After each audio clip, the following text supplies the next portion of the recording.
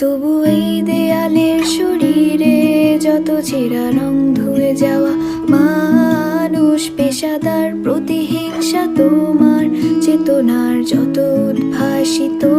আলো রং আকাশের মতো না কোষা, নীল নীলে ডুবে থাকা তোমার প্রিয় কোনো মুখ, তার চোখের কাছাকাছি এসে কেন পথ ভেঙে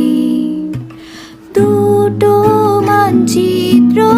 একে দুটো দেশের মাঝে বিধে আছে অনুভূতিগুলোর ব্যবচ্ছেদ।